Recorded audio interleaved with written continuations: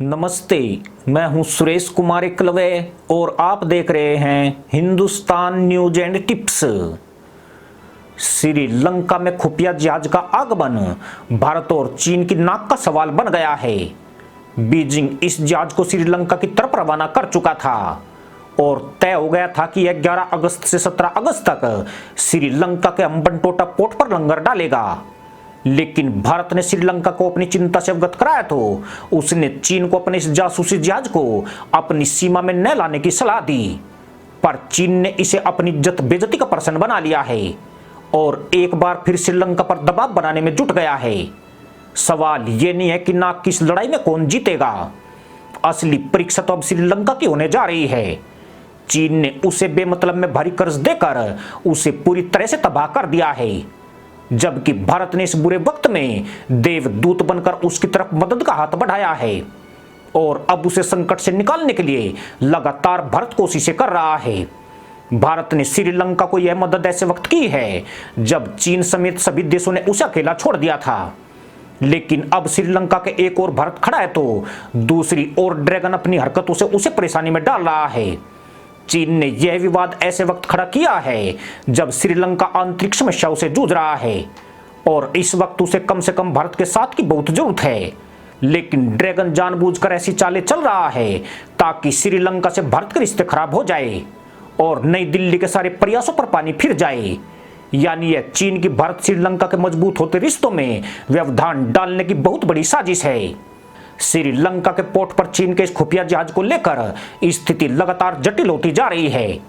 पहले चीनी जहाज को अनुमति मिली थी, बाद में उसे अनिश्चित काल के लिए टाल दिया गया।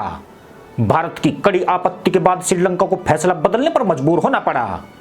श्रीलंकाई सरकार के इस निर्णय के बाद चीन में खलबली मच गई। इसके बाद कोलंबो में चीनी दूतावास ने श्रीलंकाई अधिकारियों के साथ तत्काल एक बैठक बुलाई। यानी चीन किसी भी सूरत में अपने खुफिया जहाज को हम्बनटोटा पोर्ट पर लाना चाहता है। श्रीलंका की नई सरकार ने खुलासा किया है कि देश से भागने से पहले गोटबाया राजपक्षे ने 12 जुलाई को चीनी जहाज को अनुमति दी थी।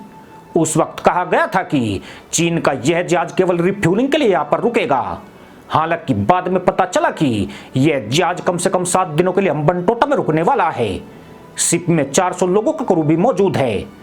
साथ ही इस पर एक बड़ा सा पाराबैलिक एंटीना लगा हुआ है और कई तरह के सेंसर भी मौजूद हैं।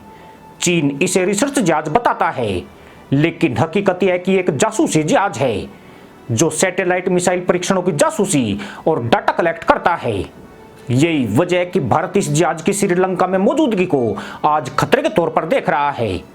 दरअसल युआनवांग 5 खुफिया जहाज शोध के नाम पर भारत की टोह लेने की फिराक में है। हम्बनटोटा बंदरगाह को चीन ने श्रीलंका से 99 साल के लिए लीज पर लिया है। खास बात यह है कि जब रानिल विक्रमसिंघे प्रधानमंत्री थे, उन्होंने इस समझौते पर हस्ताक्षर किए थे। यानी विक्रमसिंघे पहले से चीन के खासम खास रहे हैं, लेकिन इस वक्त यह उनकी परीक्षा की घड़ी है। श्रीलंकाई सरकार का एक गलत फैसला उसे भारी मुश्किल में डाल सकता है। वे भारत को नाराज करने का जोखिम नहीं उठा सकते हैं। श्रीलंका सरकार पर जनता का भारी दबाव है और भारत ने इस देश के लोगों की जितनी मदद की है उसके लिए वहां की जनता भारत का धन्यवाद कर रही है, जबकि देश की तबाही के लिए चीन को जिम्मेदार माना जा रहा है।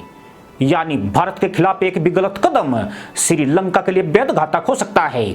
भारत को श्रीलंका की मदद पर पुनर्विचार करना पड़ा तो इस देश के हालात फिर से बदतर हो जाएंगे। यही नहीं, भारत श्रीलंका को IMF से कर्ज दिलाने की लगभग सारी औपचारिकताएं पूरी कर चुका है। मामला बिगड़ा तो IMF से मिलने वाली मदद भी खटाई में पड़ जाएगी।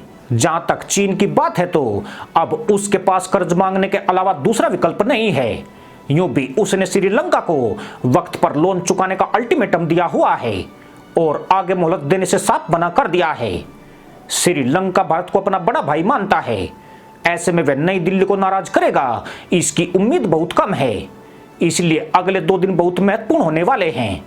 इन 2 दिनों में श्रीलंका की असली परीक्षा हो जाएगी। अगर वह चीन के सामने झुक गया तो फिर उससे बड़ा एहसान फरामोश कोई नहीं है।